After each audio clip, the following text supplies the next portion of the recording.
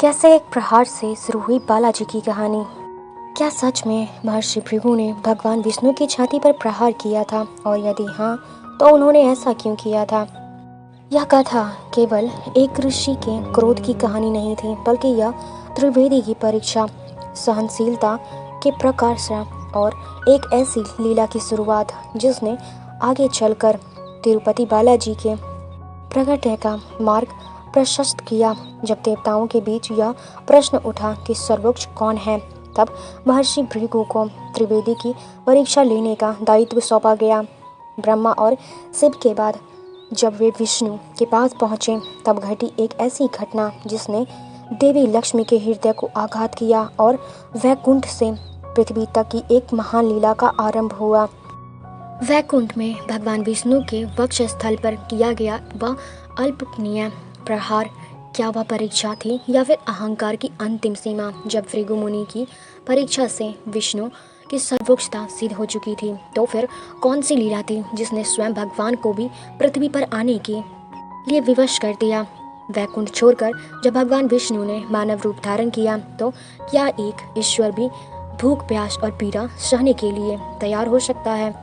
जब भगवान स्वयं मानव रूप में भूख और प्यास सहन कर सकते हैं, तब किन दो महादेवताओं ने गोपनीय रूप से उनकी सहायता करने का निर्णय लिया। पहले ही भेंट के बाद ऐसा हुआ, और ऐसा क्या हुआ कि भगवान श्रीनिवास ने भोजन जल तक त्याग दिया। भविष्य बताने वाली स्वची के वेश में छुपा हुआ कौन था, ने विवाद से पहले ही विधाता का रहस्य खोल दिया।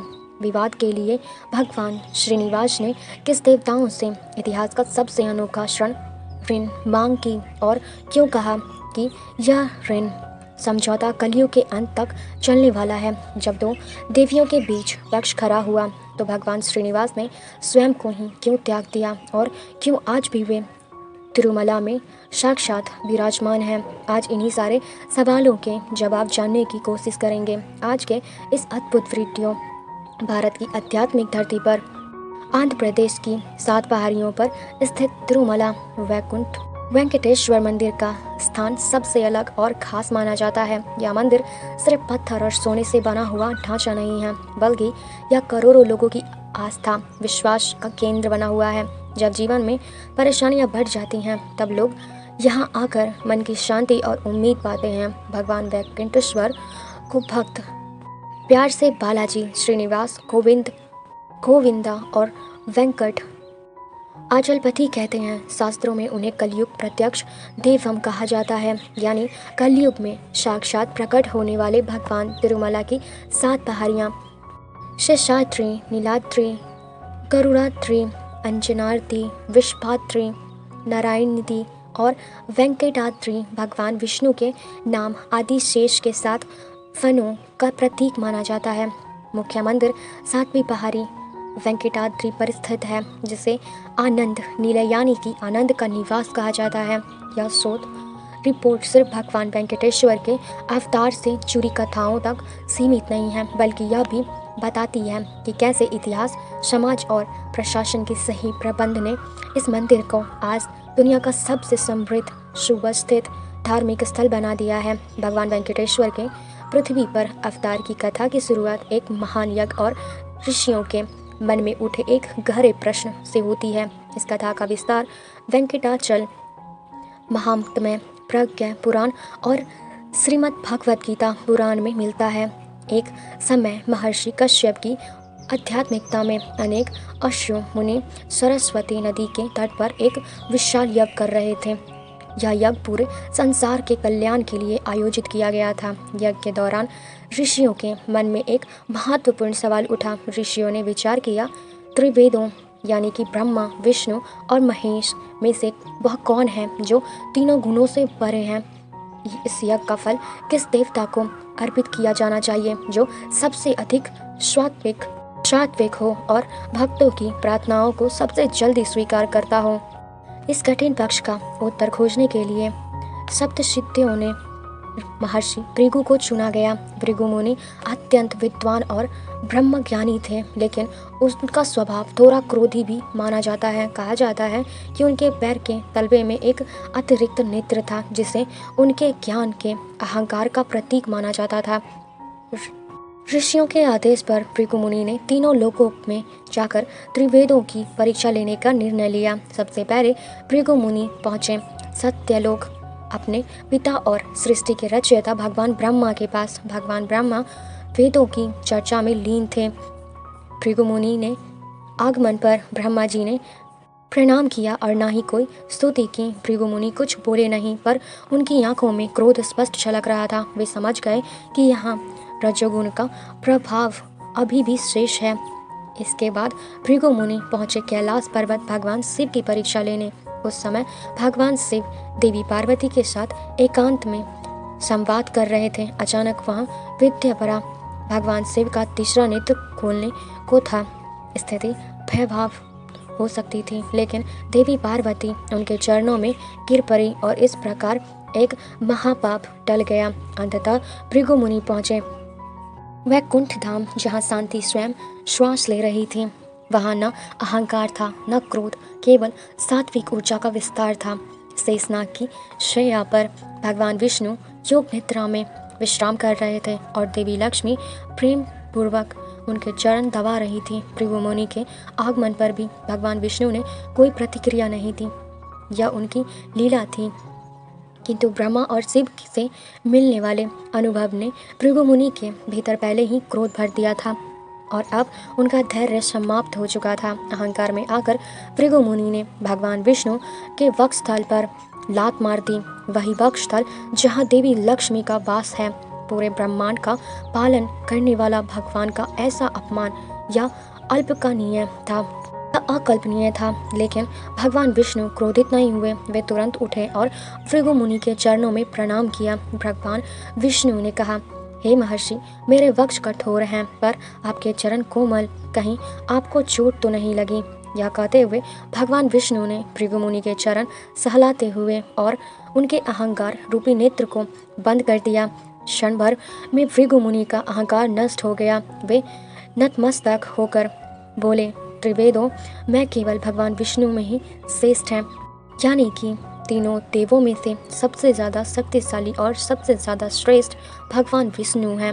वही शांति और मोक्ष के दाता हैं। भृगु मुनि की परीक्षा से भगवान विष्णु की श्रेष्ठता सिद्ध हो गई थी, पर उसी क्षण एक नई दिव्य लीला का आरंभ हो गया। भगवान विष्णु का वक्षस्थल, जो देवी लक्ष्मी का निजी निवास है, उस पर किया गया प्रहार लक्ष्मी जी को गहराई से आघात पहुंचा दिया।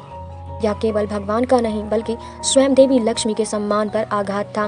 दुख और क्रोध से भरकर देवी लक्ष्मी ने कहा, जहाँ मेरे सम्मान की रक्षा न हो, वहाँ मैं नहीं रह सकती।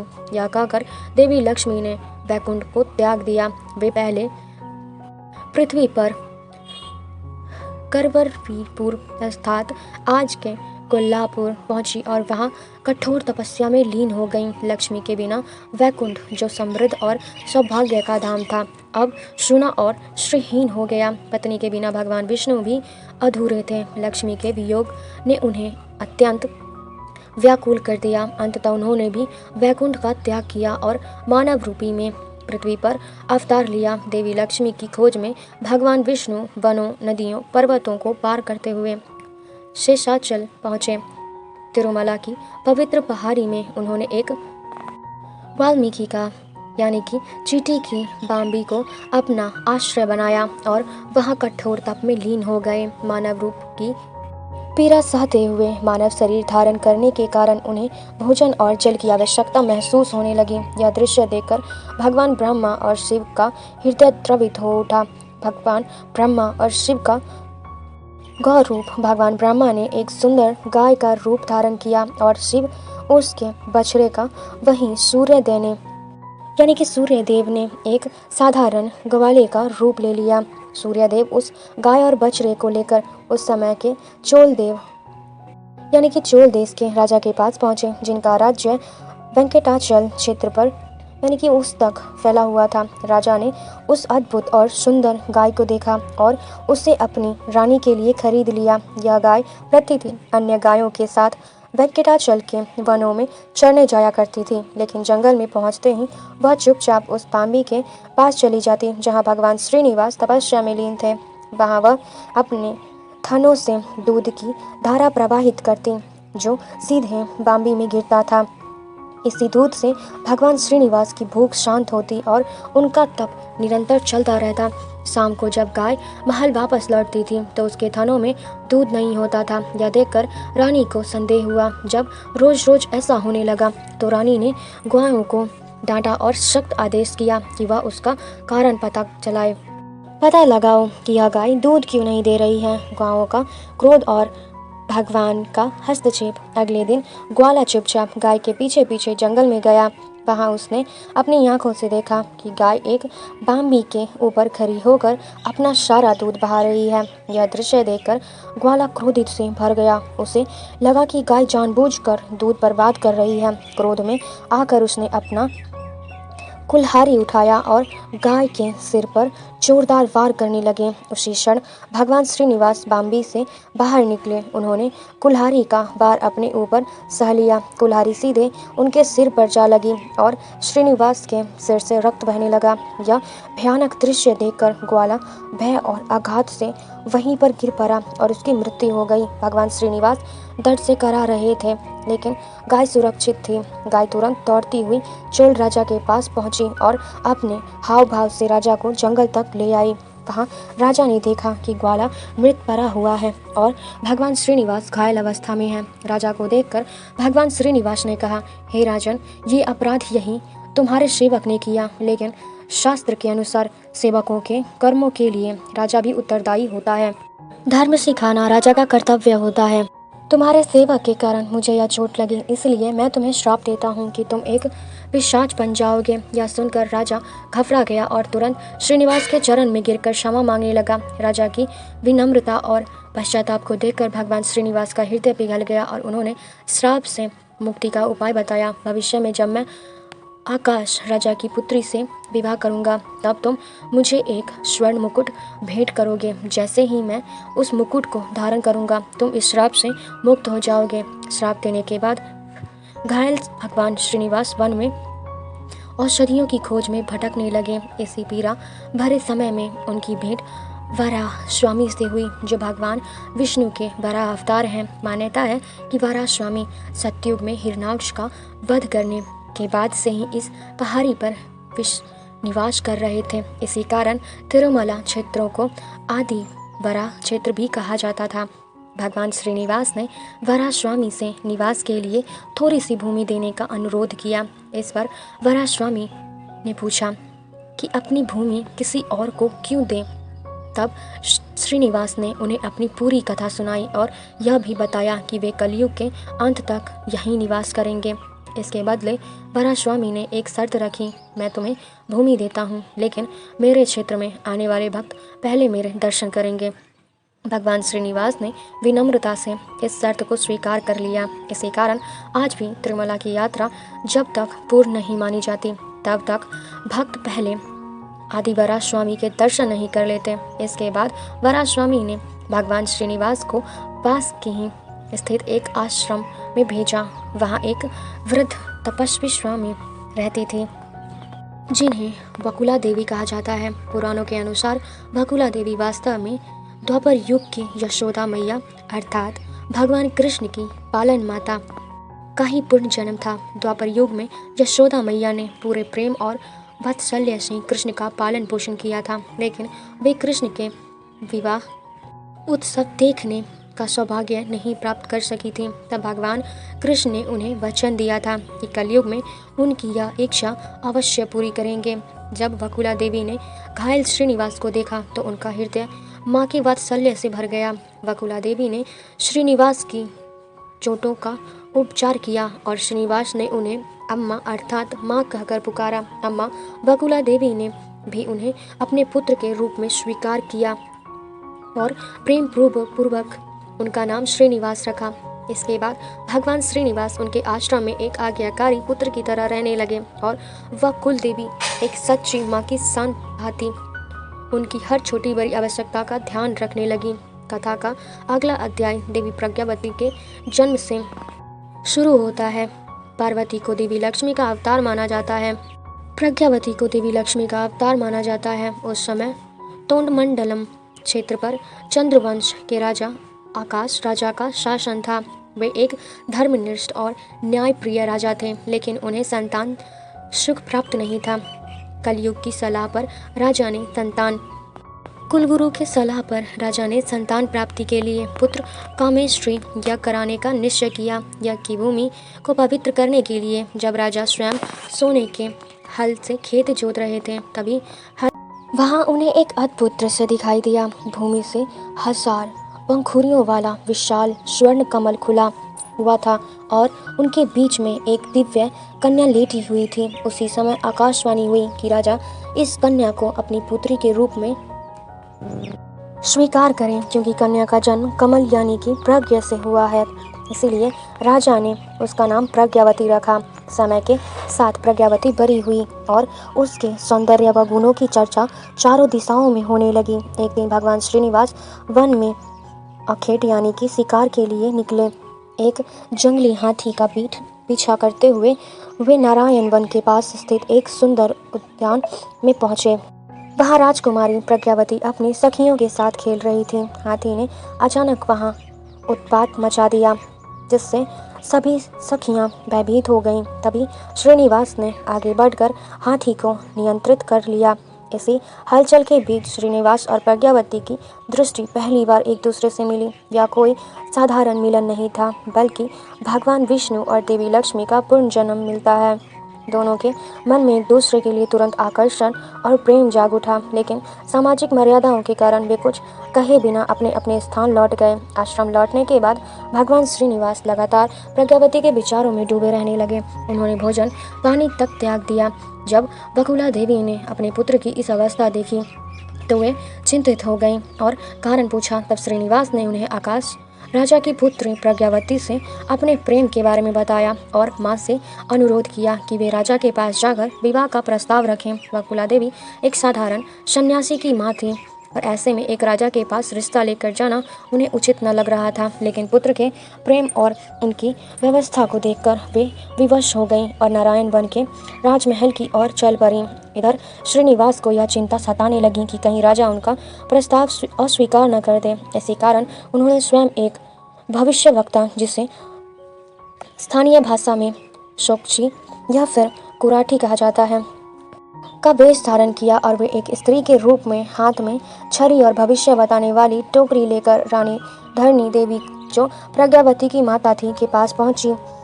शौ के वेश में श्रीनिवास ने रानी से कहा, महारानी, आपकी पुत्री प्रज्ञावती स्वयं नारायणी की अर्धांगिनी लक्ष्मी का अवतार है। उनका विवाह एक वनवासी युवक से होगा जो साक्षात भगवान विष्णु है। इस प्रस्ताव को अस्वीकार मत कीजिए। स्वयं श्री भगवान विष्णु हाँ तो यह हमारे लिए सौभाग्य की बात है। जब कुछ समय बाद बकुला देवी आधिकारिक विवाह प्रस्ताव लेकर महल पहुंची, तब तक रानी इस दया संकेत को समझ चुकी थी। साथ ही आशा बृहस्पति ने भी राजा अवकाश को बताया कि यह विवाह विधाता द्वारा पहले से ही तय किया गया है। यह सुनकर आकाश राजा अत्यंत प्रसन्न हुए और उन्होंने अपनी पुत्री प्रज्ञावती का विवाह श्रीनिवास से करने की सहमति दे दी। विवाह तय हो चुका था, लेकिन अब एक बड़ी समस्या सामने आ गई। भगवान श्रीनिवास ने वैकुंठ और अपना सारा ऐश्वर्य त्याग दिया था। वे अब एक साधारण वनवासी थे, जबकि प्रज्ञावती की एक राजकुमारी थी। राजा आकाश चाहते थे कि उनकी पुत्री का विवाह उनकी प्रतिष्ठा और मर्यादा के अनुसार भव्य और ऐश्वर्यपूर्ण परंपरा के अनुसार विवाह का पूरा खर्च पर पक्ष को उठाया होता है, लेकिन श्रीनिवास के पास उस समय कोई धन न था। यह एक गंभीर धर्म संकट बन गया। इस समस्या का समाधान निकालने के लिए भगवान श्रीनिवास ने देवताओं के कोषाध्यक्ष कुबेर का स्मरण किया। कुबेर तुरंत प्रकट हुए, लेकिन वे धन के मामले में बहुत नियमों और अनुशासन का पालन करते थे। भगवान श्रीनिवास ने कुबेर से अपने विवाह के लिए स्वर्ण मुद्राओं का अर्ण मांगा। कुबेर ने अर्ण देना स्वीकार तो कर लिया, लेकिन एक शर्त रखी। यह अर्ण लिखित वचन पत्र यानी कि एक प्रकार के प्रॉमिसरी नोट यानी कि ब्रह्मा पत्र के रूप में होगा। कुबेर ने भगवान श्रीनिवास को 1,14,00,000 राम मुद्रा स्वर्ण सिक्कों का अन्न दिया। यह तय हुआ कि भगवान श्रीनिवास कलयुग के अंत तक केवल इस अरण्य का ब्याज चुकाएंगे। भगवान श्रीनिवास ने कुबेर को वचन दिया कि कलयुग में जो भी भक्त उनके दर्शन के लिए आएंगे और श्रद्धा से दान करेंगे, वही धन इस अरण्य के ब्याज को चुकाने में उपयोग किया जाएगा। इसी कारण आज भी भक्त तिरुमला मंदिर की हांडी यानी कि दान पेटी में अपार धन, सोना और आभूषण अर्पित करते हैं। कुबेर से प्राप्त धन से विवाह की तैयारियां अत्यंत भव्य तरीके से हो गईं। भगवान श्रीनिवास और प्रज्ञावती का विवाह नारायण वनम में संपन्न हुआ।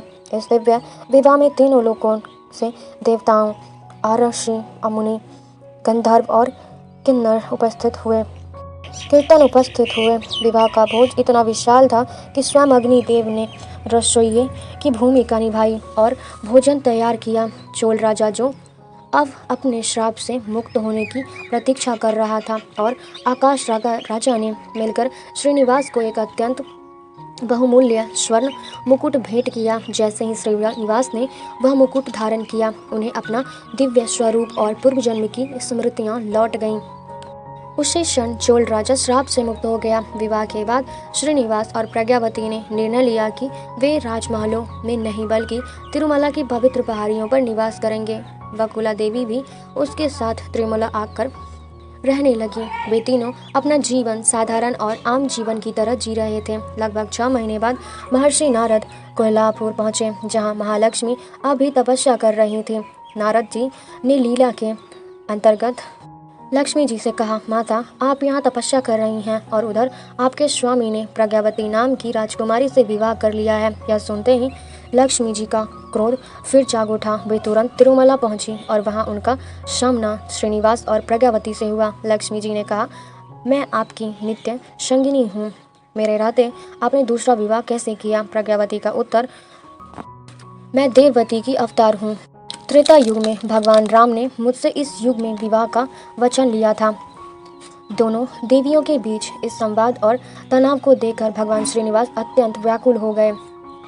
भक्तवत्सल्य भगवान जानते थे कि कलयुग का मानव दुखों से घिरा रहेगा और उसे एक ऐसे ईश्वर की आवश्यकता होगी जो सदैव स्थिर, सुलभ और उपस्थित रहे। भगवान श्रीनिवास ने शिला यानी कि पाषाण मूर्ति का रूप धारण कर लिया। भगवान को इस रूप में देखकर लक्ष्मी और प्रज्ञावती दोनों का क्रोध तुरंत शांत हो गया और वे शोक में भर गईं। उन्हें समझ आ गया था कि यह भगवान की ही लीला है ताकि वे पृथ्वी पर सदैव के लिए स्थापित हो सके। दोनों देवियों ने भी अपने पति के साथ सदा रहने का निर्णय लिया। देवी लक्ष्मी जी देवी भगवान के वक्षस्थल के बाईं ओर विराजमान हो गईं। देवी प्रज्ञावती भूदेवी भगवान के वक्षस्थल के दाईं ओर विराजमान हो गईं। आज भी तिरुमला मंदिर के गर्भगृह में स्थित मुख्य मूर्ति के वक्षस्थल पर दोनों देवियों की स्वर्ण प्रतिक्रियाएं प्रकृतियाँ विराजमान हैं, जिन्हें भक्त दर्शन के समय स्पष्ट रूप से देख सकते हैं। मित्रों, इस तरह समाप्त होती है आज की विलक्षण पौराणिक कथा। अगर आपको ज़रा तभी ये कहानी अच्छा लगा हो तो प्लीज़ एक लाइक, कमेंट, शेयर, सब्सक्राइब जरूर करें। और ऐसे ही और पुरानी कहानियों के लिए